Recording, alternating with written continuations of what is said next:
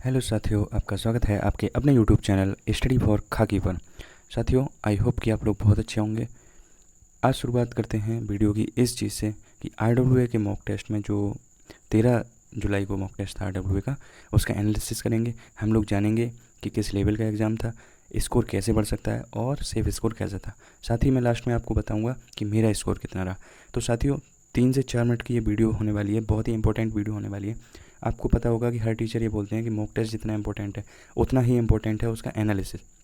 तो साथियों, हम लोग जब एनालिसिस एक बार वीडियो फॉर्म में देख लेते हैं तो हमसे जो क्वेश्चन नहीं बने होते हैं, मोस्टली जीएस और हिंदी के, वो हम लोग क्वेश्चन एक बार में जो मेरी नज़र के सामने से आ जाता है, हमारी नज़र के सामने से गुजर जाता है, उसको हम लोग बिल्कुल भूलते नहीं हैं कभी, क्योंकि गलती से ही सीखा जाता है। और मॉक में चाहे कितनी गलतियाँ हों, उससे टेंशन नहीं लेना है, बस वो गलती दोहरानी नहीं है। तो बिना टाइम वेस्ट किए हम लोग बढ़ते हैं अपनी स्लाइड पे। पहले मैंने कुछ क्वेश्चन लिए हैं, जो क्वेश्चन ऐसे थे जो गलत हुए हैं लेकिन होने नहीं चाहिए थे, मतलब सिली मिस्टेक की वजह से। सबसे पहले मेंसुरेशन का क्वेश्चन देखते हैं।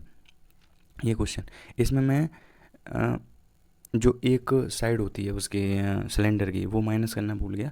पाई आर स्क्वायर माइनस करना था और वो मैंने नहीं किया, सिली मिस्टेक की वजह से ये गलती हुई। अब हिंदी के क्वेश्चन लेते हैं, हिंदी के क्वेश्चन, और बाद में मैं अपना स्कोर भी बताऊंगा।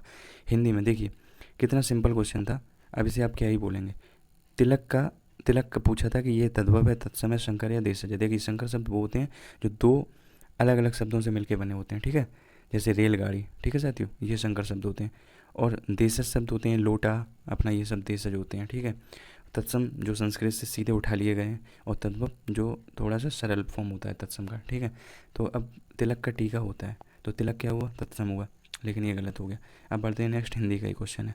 हिंदी, अब इसमें देखिए ये बहुत कन्फ्यूज किया है इसने मुझे।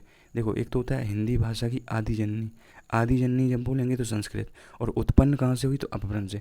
अब ये क्वेश्चन मेरा अगले मॉक में या आगे वाले जितने भी टेस्ट होंगे कभी गलत नहीं हो सकता, क्योंकि मैंने गलती की और उसको मैंने चेक भी कर लिया। इसलिए मॉक एनालिसिस बहुत ज़रूरी है साथियों। बढ़ते हैं, एक और हिंदी का क्वेश्चन है, उसको देखते हैं। अमृत का अनेकार्थी शब्द।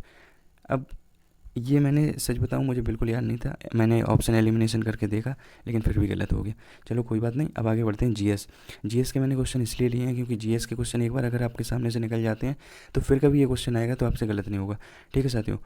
ये देखिए, एग्जिम बैंक जो होती है, ये बहुत बार पूछी गई है, और अभी पैट का एग्जाम आने वाला है, उसमें एग्जिम, नाबार्ड, ये सब बहुत अच्छे से पूछे जाते हैं, ग्रामीण लेवल की चीज़ें, ठीक है। नाबार्ड तो स्पेशली पूछी जाती है। तो ये आप देखिए, एग्जिम की स्थापना कब हुई। एग्जिम की स्थापना हुई है 1984 में, ठीक है साथियों। तो ये बस एक बार याद कर लें, एक बार देख लेंगे ना, याद हो जाएगा।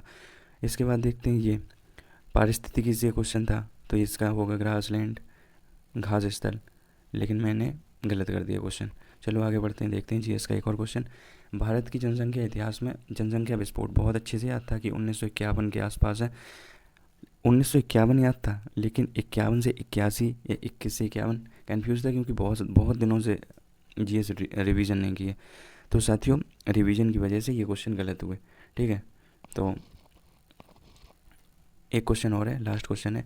एक निबल में कितने बिट्स होते हैं, ये स्पेशली कंप्यूटर से क्वेश्चन है, तो ये आपको याद करना होगा। ये तुक्का था, ये सीधा तुक्का था, मुझे नहीं पता था निबल, ठीक है। तो ये क्वेश्चन गलत हुए हैं जो सही हो सकते थे, ठीक है साथियों। तो अगर आपको ये वीडियो अच्छी लगी हो, अगर आपको एनालिसिस अच्छा लगा हो, और मैं एक यूपी पुलिस कांस्टेबल वाले साथियों के लिए बताना चाहता हूँ, यूपीपी के साथी अगर चाहते हैं कि एनालिसिस हो तो मैं ज़रूर एनालिसिस करूँगा, बस आपका रिस्पॉन्स अच्छे से मिलना चाहिए, ठीक है साथियों। क्योंकि ये टाइम है, बहुत से लोग सो रहे हैं, नोटिफिकेशन नहीं आया, आलस कर चुके हैं, लेकिन आपको आलस नहीं करना है।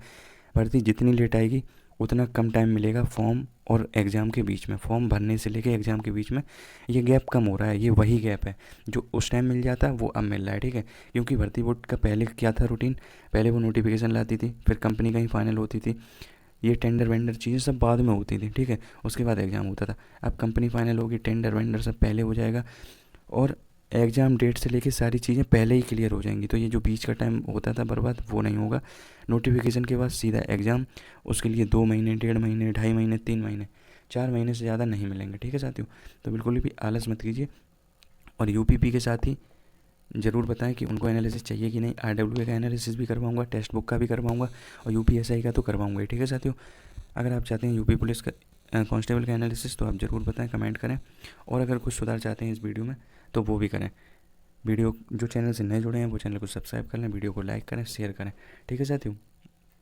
लाइक शेयर कर दें आप, बार बार यही बोलता हूँ, क्योंकि इस टाइम मैं आपको बताऊँ 1 डेढ़ बज रहा है और मैं उस टाइम पर वीडियो रिकॉर्ड कर रहा हूँ, क्योंकि पढ़ चुका हूँ, नींद आ रही है बहुत, सोने जा रहा हूँ। लेकिन मैंने सोचा कि वीडियो कल देनी है तो देनी है, इसलिए अभी रिकॉर्ड कर रहा हूँ रात में। तो अब मैं अपने मार्क्स बता देता हूँ मेरे कितने हैं। तो साथियों सेक्शन वाइज देख लेते हैं। सबसे पहले बेसिक लॉ में 27 सही है, मतलब जो जीएस का पार्ट होता है, जो कॉन्स्टिट्यूशन का पार्ट होता है, 27 सही है, 13 गलत है। हिंदी में 36 सही है, 4 गलत है। 4 कैसे गलत है, 3 क्वेश्चन दिखा दिए थे, एक क्वेश्चन नहीं दिखाया क्योंकि वो तो बहुत बेसिक क्वेश्चन था, वो भी गलत हो गया है। मैथ में 35 क्वेश्चन सही है, 4 गलत हैं, 1 अनअटेम्प्ट है। और रीजनिंग में 34 क्वेश्चन सही है, 5 गलत हैं, 1 अनअटेम्प्ट है। ठीक है साथियों, तो इससे 2 अनअटेम्प्ट हो गए, एक रीजनिंग में और एक मैथ में। एक्यूरेसी 85 के आसपास रखनी है। ठीक है, अभी 83.5 के अप्रोक्स है, 85 86 ऐसी एक्यूरेसी रखनी है और अटैम्प्ट करने हैं सारे क्वेश्चन। ठीक है साथियों, तो 132 सही है, 26 गलत हैं, 2 अनअटेम्प्ट है, 330 नंबर बन रहे हैं। अभी जब वीडियो के पहले स्क्रीनशॉट लिया है, 944 भी रैंक है, 29,000 समथिंग लोग दे चुके हैं, ये परसेंटाइल है। ठीक है साथियों, तो ये सफ़र 257.5 से शुरू हुआ था, 257 से, लेकिन धीरे धीरे धीरे धीरे कंसिस्टेंसी रखनी है, PYQ करते रहना है, उसमें से जहाँ पे फंस रहे हैं उसका कॉन्सेप्ट पढ़ना है, अच्छे से पढ़ना है, अभी टाइम है। ठीक है साथियों, बहुत बहुत धन्यवाद। वीडियो थोड़ी लंबी हो गई है, थोड़ा पेशेंस रखें, एनालिसिस बहुत ज़रूरी है।